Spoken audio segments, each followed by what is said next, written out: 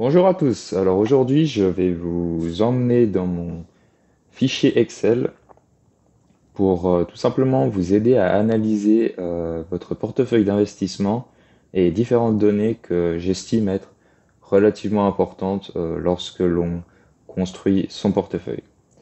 Alors pour commencer, ici vous voyez, on a directement la liste des actifs que l'on va avoir.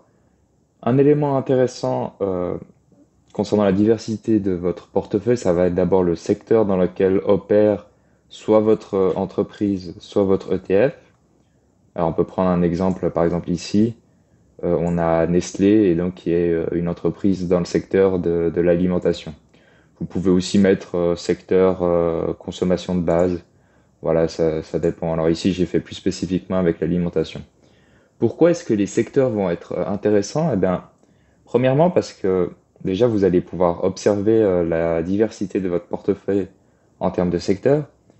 Et deuxièmement, vous allez pouvoir observer tout simplement quels sont les secteurs qui sont plutôt cycliques et anticycliques avec l'économie, tout simplement. Donc vous le savez peut-être, mais on a des secteurs qui vont être très cycliques avec l'économie, comme la technologie ou la banque, par exemple. Et donc ces secteurs vont généralement beaucoup réagir aux variations de marché. Et donc quand le marché va beaucoup baisser, ces valeurs vont beaucoup baisser. Quand le marché va beaucoup monter, ces valeurs vont beaucoup monter. Et au contraire, on a d'autres secteurs, comme par exemple l'alimentation, la consommation de base ou la santé, qui eux sont des secteurs anticycliques, donc qui vont être beaucoup moins volatiles vis-à-vis des variations du marché. Par exemple, quand le marché va beaucoup baisser, ces valeurs vont moins baisser, tout simplement parce que pendant les crises, bah, les gens continuent à utiliser des systèmes de santé, d'acheter des médicaments, ils continuent d'acheter de la nourriture et tout ce qui est relatif à la consommation de base. Donc savoir ce qu'il y a à peu près dans votre portefeuille, ça va aussi vous permettre un petit peu d'anticiper les variations de votre portefeuille. Donc si votre portefeuille baisse plus que le marché, eh ben, si vous vous rendez compte qu'effectivement vous avez beaucoup de valeurs cycliques, ça va vous rassurer quant aux variations de votre portefeuille. Un deuxième aspect important que je trouve important, ça va être le type d'actifs que vous avez. Alors ici, c'est que des actions ou des ETF, mais donc les ETF, c'est des groupements d'actions.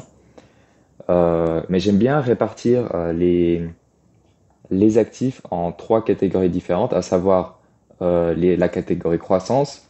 Donc les entreprises de catégorie croissance, c'est des entreprises qui versent pas ou très peu de dividendes et qu'on achète surtout parce qu'elles vont avoir une croissance, elles vont apporter une croissance de notre capital à long terme. Ensuite, on a les entreprises mixtes qui, elles, sont des entreprises qui versent des dividendes qui sont pas énormes, qui sont généralement entre 1,5 et 3%, et qui ont quand même une croissance du capital assez sympathique, même si la croissance du capital est un peu plus petite que pour les entreprises de croissance. Et pour terminer, on a les entreprises de dividendes ou de value qui, elles, vont avoir une croissance du capital beaucoup plus faible, mais qui vont avoir un dividende autour de 3,5-5%. Donc, catégorie suivante, ça va être le pays.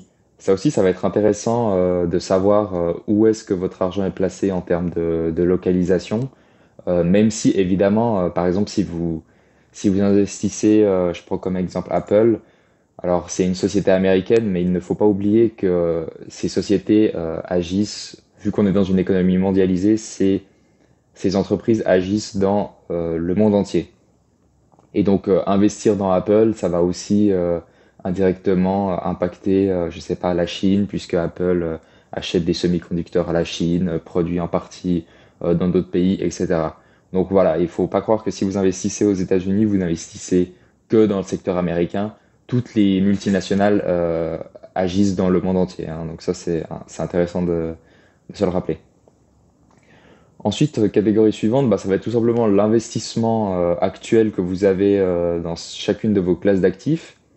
À noter ici que je vous conseille de noter l'argent que vous avez investi de manière brute, c'est-à-dire de ne pas prendre en compte la plus-value actuelle sur votre portefeuille.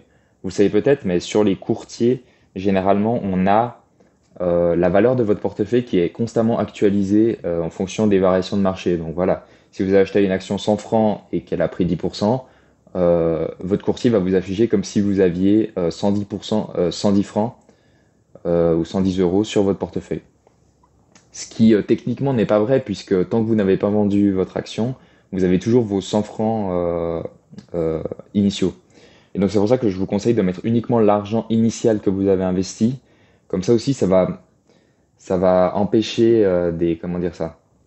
Si par exemple vous avez des secteurs qui ont de fortes plus-values, comme par exemple la technologie pendant des marchés haussiers, et ben quand vous allez analyser votre portefeuille, vous allez peut-être vous dire que vous avez une trop grosse part dans la technologie, alors que finalement cette grosse part dans la technologie est uniquement due à la plus-value que vous avez actuellement sur ce secteur, mais elle ne va pas être due à l'argent réel que vous avez investi. Ensuite, on a tout simplement les pourcentages que vous avez par actif. Donc, pour calculer ça, rien de plus simple. Vous faites la somme que vous investissez sur l'actif divisé sur votre total. Donc voilà, je vous montre la formule tout simplement. Et ça va vous donner le pourcentage et vérifiez bien d'avoir 100% à la fin du pourcentage. Ensuite, on a le dividende annuel. Alors ça, malheureusement, c'est une valeur que vous allez devoir. Alors, vous avez certaines applications qui vous les calculent pour vous, mais vous allez devoir actualiser ce dividende euh, en fonction du prix auquel vous avez acheté l'action. Donc voilà, je vous conseille une fois par année de regarder combien l'entreprise a versé en dividende et de regarder quel a été votre coût moyen d'achat pour cette action. Et à ce moment-là, vous allez pouvoir écrire le dividende que vous allez toucher avec cette entreprise.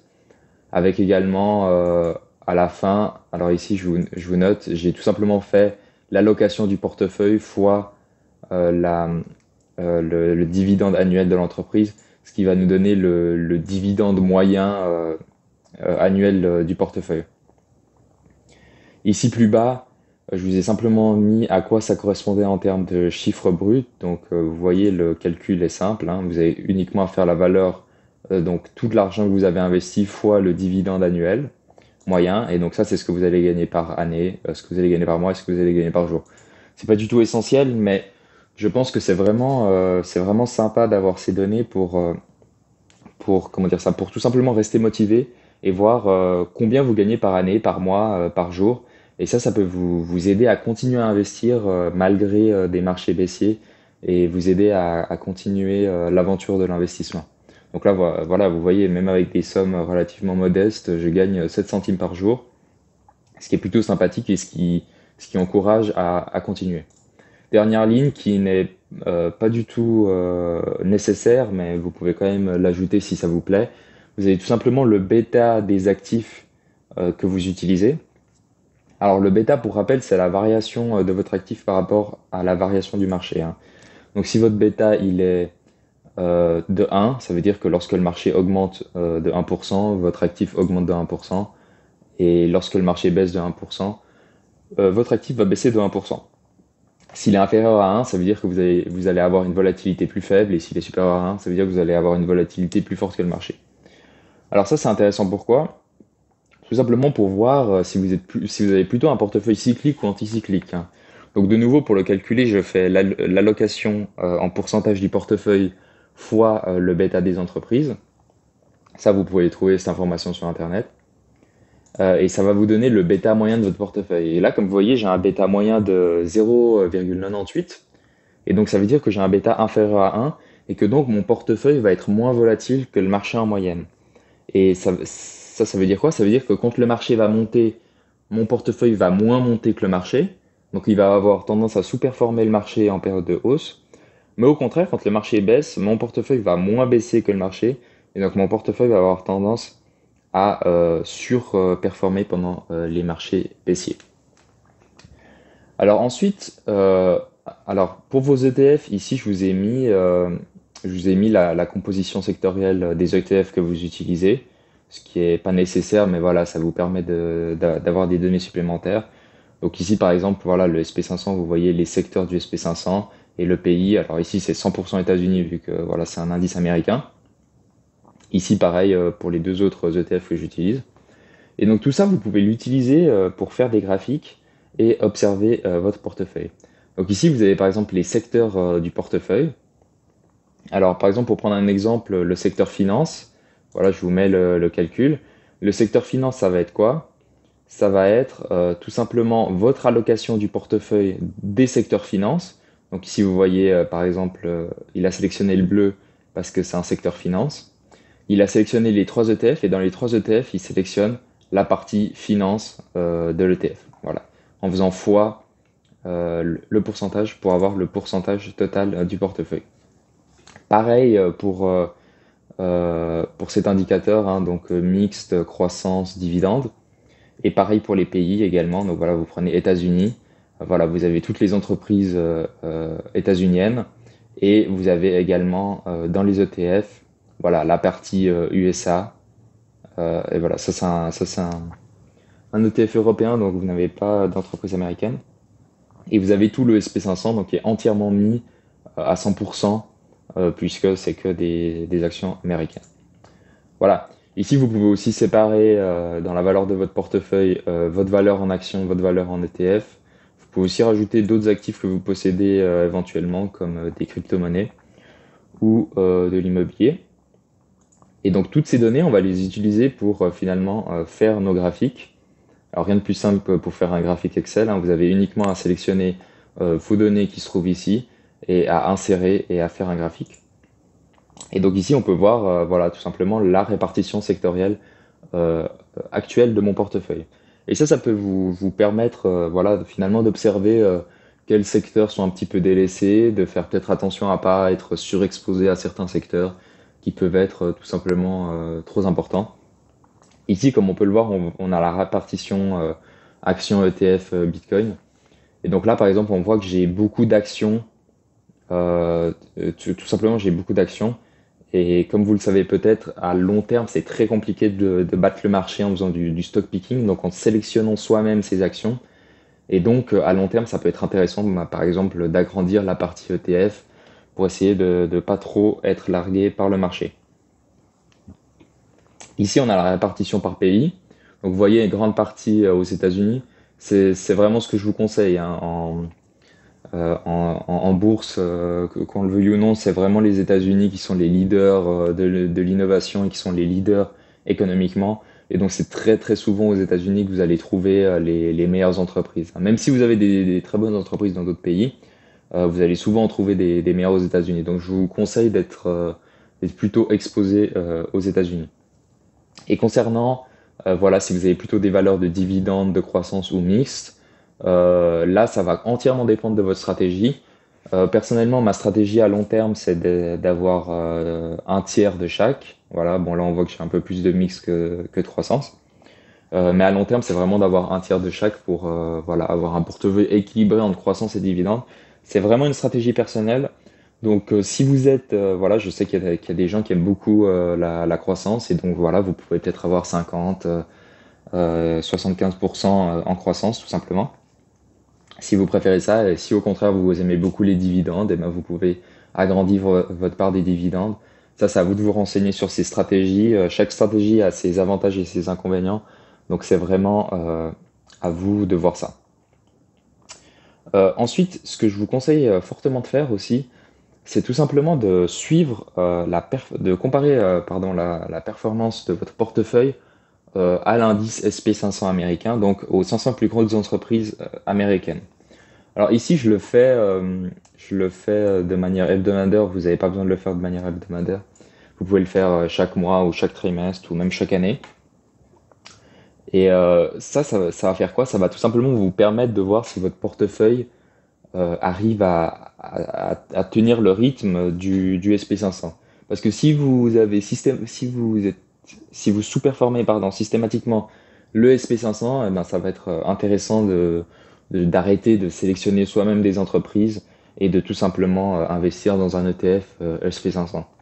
Et donc pour ce faire, ben, il n'y a rien de plus simple, hein. Vous avez qu'à noter vos plus-values hebdomadaires. Alors vous pouvez faire de manière mensuelle si vous préférez. Ensuite, vous notez la valeur de votre capital chaque semaine. Donc valeur avec la plus-value. Et ici, vous allez voir, alors si vous voulez la performance hebdomadaire, vous allez tout simplement faire la variation de plus-value, d'accord? Donc entre les 2 semaines, divisé par la valeur de votre capital. Et ici, si vous voulez de manière cumulée, Ici, vous allez tout simplement faire votre plus-value totale. Donc à ce jour, voilà, le 28, j'ai fait X de plus-value ou de moins-value et divisé par la valeur de votre capital. Et donc ça va vous donner la performance totale aujourd'hui de votre portefeuille. Vous voyez, on est dans le rouge vu qu'on commence à avoir des marchés baissiers. Et donc pour le comparer, on a le SP500. Donc ici, vous avez les points du SP500 chaque semaine que vous pouvez trouver tout simplement sur Internet aussi. Ici, vous avez la variation donc hebdomadaire avec voilà tout simplement la variation en pourcentage. Vous avez qu'à diviser l'un par l'autre. Et si vous voulez la variation cumulée, c'est ici que ça se passe. Et donc ici, vous avez simplement à faire la valeur du SP500 aujourd'hui divisé par la valeur du SP500 quand j'ai commencé à investir. Alors voilà, moi quand j'ai commencé à investir, il était à peu près à 4145. Donc j'ai pris cette base de données. Et ensuite, ce qui est aussi sympa à faire, c'est, comme vous allez le voir à droite, ça va être une comparaison en base 100. Donc vous mettez la variation du pourcentage total de votre portefeuille en commençant à 100. Okay, ensuite, vous n'avez qu'à multiplier 100 par la variation. Donc là, vous allez avoir la variation en base 100 de votre portefeuille. Et vous faites pareil pour le SP500. Vous avez la variation en base 100, voilà, je vous montre ici, de votre portefeuille.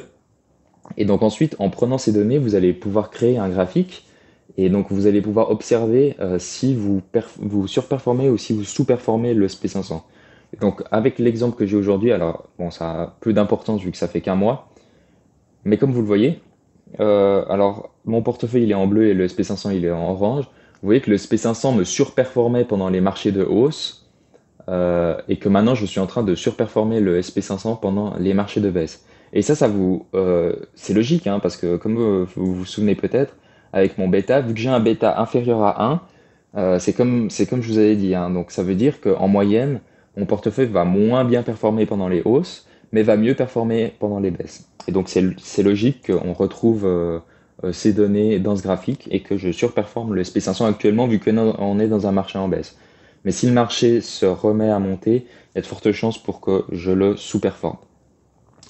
Ensuite, ici, vous avez tout simplement les dividendes que vous recevez. Et donc, vous pouvez aussi également faire un graphique, ce qui est aussi sympathique pour continuer à investir, de voir les dividendes qui arrivent progressivement, même si au début, voilà, vous voyez que vous avez vraiment des montants très modestes, hein, 17 centimes, etc. Mais c'est vraiment sympa pour continuer. Et ensuite, pour finir, on a tout simplement, alors ça évidemment c'est pas du tout obligatoire, on a tout simplement une formule d'intérêt composé. Alors c'est quoi les intérêts composés? C'est tout simplement, ça va être tous les dividendes que vous recevez que vous allez réinvestir. Alors je vous prends par exemple, voilà, ici on a donc la valeur du capital qu'on a investi jusqu'à aujourd'hui. Et donc vous avez qu'à prendre cette fiche dans l'onglet data ici. Votre taux de capitalisation qui est en fait votre dividende annuel moyen, qui est aussi, je vous rappelle, ici. On l'a pris ici. Et donc en faisant ça, vous allez pouvoir faire une projection de capital. Alors rien de plus simple. L'année suivante, donc 2023, vous allez faire quoi? Eh bien vous allez faire votre valeur de capital de base plus la valeur du capital en début d'année fois la capitalisation. Et ensuite, en 2024, vous allez faire pareil, mais cette fois-ci avec l'ancienne valeur donc de 2023, etc., etc. Et vous voyez que ça grossit progressivement et de manière exponentielle. Et ça aussi, c'est ce genre de graphiques qui sont sympas pour vous, voilà, vous aider à bien vous focaliser sur le long terme. L'investissement, c'est vraiment une guerre de long terme où il faut des nerfs. Voilà, il faut le courage de continuer à investir quand le marché baisse.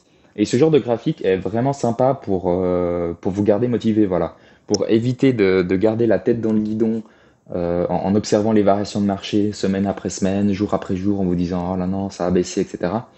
Là, voilà, ça vous avez un graphique vraiment long terme, vous voyez, il va jusqu'en 2052, donc dans 30 ans, et plus vous allez accumuler de capital avec un bon taux de capitalisation, plus votre courbe d'intérêt composé va grossir de manière exponentielle.